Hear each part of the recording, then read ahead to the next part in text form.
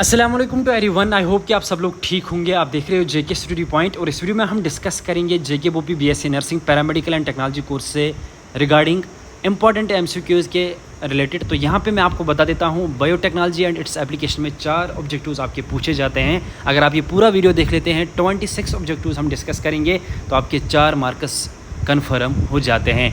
बहुत ही ज़्यादा important video है, वीडियो ज़रूर एंड तक देखना। तो यहाँ पे सबसे पहले मैं आपको बता देता हूँ, अगर आपने चैनल को सब्सक्राइब नहीं किया है अभी तक, हमारी चैनल को सब्सक्राइब ज़रूर करना। इसके अलावा मैं आपको बता दूँ कि आप हमारे साथ व्हाट्सएप टेलीग्राम पे जुड़ सकते हो, लिंक डिस्क्रिप्शन में दी हुई है, ज्वाइन ज़रूर करना। वहाँ पे हम इंपॉर्टेंट PDF जो होगी आपकी आंसर कीज़ या जो वीडियो अभी हम बना रहे हैं इसकी जो PDF है वो वहाँ पे शेयर करेंगे, तो ज्वाइन ज़रूर करना। बाकी जो आपका काउंसलिंग से रिलेटेड इशू होगा या कल रिज़ल्ट आने वाला है, आंसर कीज़ आने वाली है, इसके अलावा पेपर कैसा रहा आपका, पेपर लेवल क्या थी, सब कुछ हम डिटेल में डिस्कस करते हैं इस चैनल पे।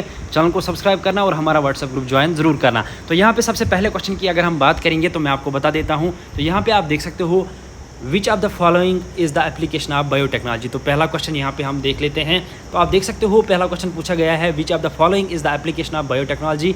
तो इनमें से कौन सा स्टेटमेंट आप मान सकते हो एप्लीकेशन माना जाता है बायोटेक्नोलॉजी का। तो इसका जो सही आंसर है वो है ऑल ऑफ द एबो। तो सारे जो स्टेटमेंट्स यहाँ पे दिए गए हैं वो सारे एप्लीकेशंस हैं बायोटेक्नोलॉजी के। उसके बाद अगर हम क्वेश्चन नंबर 2 की बात करेंगे, the critical research area of biotechnology is. तो यहाँ पे आपको बताना है इनमें से कौन सा क्रिटिकल रिसर्च एरिया है बायोटेक्नोलॉजी का। तो यहाँ पे आप देख सकते हो, अगर हम उसको पढ़ेंगे क्रिटिकल रिसर्च बायोटेक्नोलॉजी की, तो सबसे पहले providing the best catalyst in the form of improved organism, ये भी सही है। क्रिएटिंग ऑप्टिमल कंडीशंस, ये भी सही है। Downstream processing technologies to purify the, ये भी सही है। इसका जो सही आंसर है, इसका सही आंसर है डी पार्ट। उसके बाद अगर हम बात करेंगे क्वेश्चन नंबर 3 की, the plant bacteria fungi and animal whose genes are altered by manipulation. तो यहाँ पे आपको बताना है उस प्लांट, जीन, फंगाई या एनिमल का नाम जिसके जो जीन्स हैं वो अल्टर किए जाते हैं मैनिपुलेशन से, और उसको क्या कहते हैं। क्वेश्चन नंबर 3 का जो सही आंसर है वो है D part. Both A and B genetically वो मॉडिफाइड होते हैं और ट्रांसजेंडिक होते हैं। उसके बाद अगर हम क्वेश्चन नंबर 4 की बात करेंगे, some strains of bacillus thuringiensis have proteins that can kill. तो जो बैक्टीरिया होते हैं, जो बैसिलस थ्यूरिगेनेसिस हैं, उसके कुछ प्रोटीन्स किल करते हैं किसको। तो यहाँ पे क्वेश्चन नंबर 4 का जो सही आंसर है वो है D part, all of the above. इन सब को किल करते हैं, यहाँ पे आप नोट डाउन कर सकते हो। उसके बाद अगर हम क्वेश्चन नंबर 50 की बात करेंगे, what is the true about BT toxin. तो इनमें से सच्चाई क्या है, सच क्या है बीटी टॉक्सिन के रिलेटेड। तो यहाँ पे मैं आपको बता देता हूँ, the concentrated bacillus has anti toxins, ये रॉन्ग है। बीटी प्रोटीन्स एक्टिव टॉक्सिन्स, ये भी रॉन्ग है। इसका जो सही आंसर है वो है C part, the inactive proteins gets converted into the active proteins.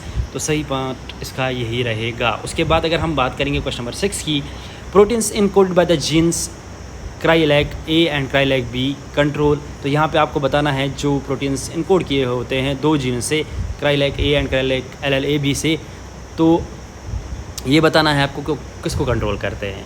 तो यहाँ पे इसका जो सही आंसर है क्वेश्चन नंबर 6 का वो है ए पार्ट, कॉटन बॉलवर्मस। उसके बाद अगर हम बात करेंगे, an nematode that infects the roots of the tobacco plants causing a reduction in yield is. तो यहाँ पे आपको बताना है कि रिडक्शन कर देता है यील्ड में। अगर हमें एक ऐसे इन्फेक्टेंट की बात करनी है जो रिडक्शन करता है टोबैको प्लांट में यील्ड की, तो इसका जो सही आंसर है यहाँ पे मैं आपको बता देता हूँ क्वेश्चन नंबर 7 का, वो है बी पार्ट, मेलोडोगोनी इनकोग्निटा। इसके बाद अगर हम बात करेंगे क्वेश्चन नंबर 8 की, which of the following genes do not occur naturally in living organisms. तो यहाँ पे आपको बताना है कि जो कौन सा ऐसा जीन है जो नेचुरली ओकर नहीं करता लिविंग ऑर्गेनिज्म में। तो कौन सा ऐसा जीन है, बहुत ही ज़्यादा इंपॉर्टेंट क्वेश्चन है।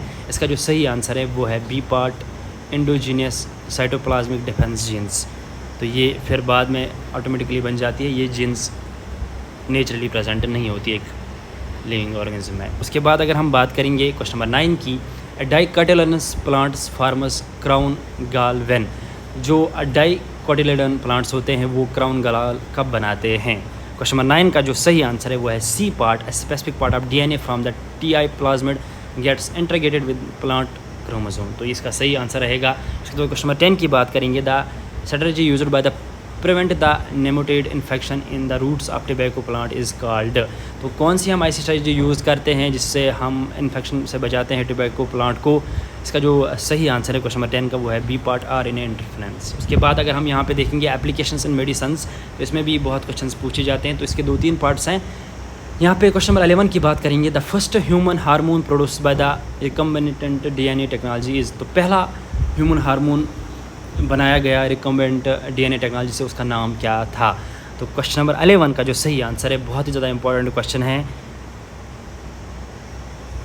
D part. तो इंसुलिन को इंसेक्ट किया जाता है। आपको ऑलरेडी पता है कि जो पेशेंट्स होते हैं, डायबिटिक पेशेंट्स, उनको इंसुलिन दिया जाता है। तो यहाँ पे इसका सही आंसर है इंसुलिन, इसको पहले प्रोड्यूस किया गया डीएनए टेक्नोलॉजी से। क्वेश्चन नंबर 11 का डी पार्ट सही आंसर है। उसके बाद क्वेश्चन नंबर 12 की बात करेंगे, pick out the correct statement. तो यहाँ पे आपको इनकरेक्ट स्टेटमेंट देखना है, इसमें से कौन सा है। अगर आपने अच्छे से पढ़ा होगा बायोटेक्नोलॉजी में, उसका जो सही आंसर है आप मुझे कमेंट सेक्शन में ज़रूर बता देना। इसको पढ़ के अगर आपने अच्छे से पढ़ा होगा तो ये मैं आपको ये क्वेश्चन छोड़ देता हूँ। उसके बाद the pro insulin contents an extra starch called, जो प्रो इंसुलिन होता है उसमें एक्स्ट्रा स्टार्च अगर होगा तो उसको क्या कहा जाता है? क्वेश्चन नंबर 13 है, इसका जो सही आंसर है आप यहाँ पे देख सकते हो, ए पेप्टाइड, बी पेप्टाइड,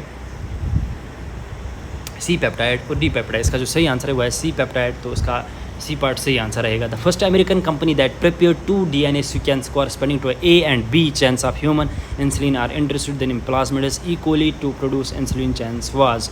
तो आपको बताना है उस कंपनी का नाम जिसने पहले प्रिपेयर किया था DNA sequence corresponding A chains and B chains insulin, फिर इंसुलिन को प्रोड्यूस किया था इक्वली में। तो यहाँ पे ये थ्योरी दी गई है, इसका जो सही आंसर है बी पार्ट, इली लिली। उसके बाद अगर हम बात करेंगे, the first clinical gene therapy 1990 was given to a 4-year-old girl was, तो किसको दिया गया था? फर्स्ट क्लिनिकल जीन थेरेपी किसको दिया गया था? तो यहाँ पे आपको बताना है कौन सा दिया गया है। एक लड़की को दिया गया था 1990 में।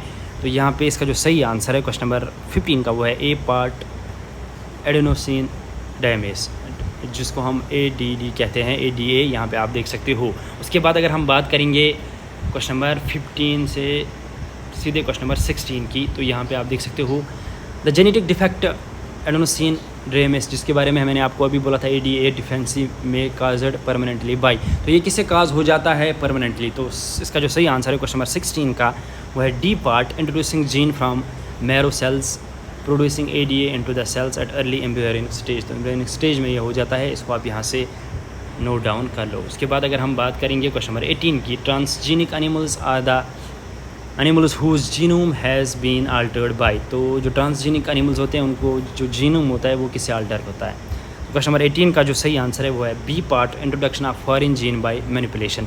तो हम इंट्रोड्यूस करते हैं उसमें नया जीन मैनिपुलेशन के थ्रू, तभी ये पॉसिबल होता है। उसके बाद हम क्वेश्चन नंबर 19 की बात करेंगे, transgenic animals are extensively used for all the following producers except. तो ट्रांसजीनिक एनिमल्स जो होते हैं एक्सटेंसिवली यूज्ड होते हैं किसके बगैर? इनमें से तो all of the following products except, एक आपको नाम बताना है। तो 19 का जो सही आंसर है वो है ए पार्ट बोरीमिडेशन। उसके बाद अगर हम क्वेश्चन नंबर 20 की बात करेंगे, और 95% of the transgenic animals are, तो 95% जो एनिमल्स होते हैं ट्रांसजेनिक एनिमल्स वो क्या होते हैं?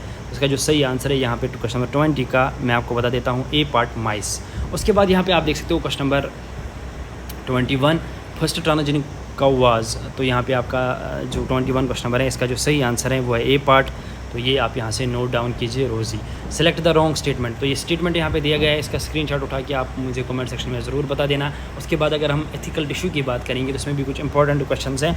Which organization was set by the Indian government to make decisions about the validity of GM research and the safety of GM organism for public services. तो कौन सी ऑर्गेनाइजेशन दी गई थी? 23rd क्वेश्चन नंबर का जो सही आंसर है वो है ए पार्ट GEAC। उसके बाद 24th की बात करेंगे, N improved variety of transgenic basmati rice. तो इम्प्रूव्ड ट्रांसजेनिक बासमती राइस को क्या कहा जाता है? यहाँ पे आपको ये बताना है कौन सी वैरायटी है। 24 की अगर हम बात करेंगे उसका जो सही आंसर है वो है B part gives high yield and rich vitamin A.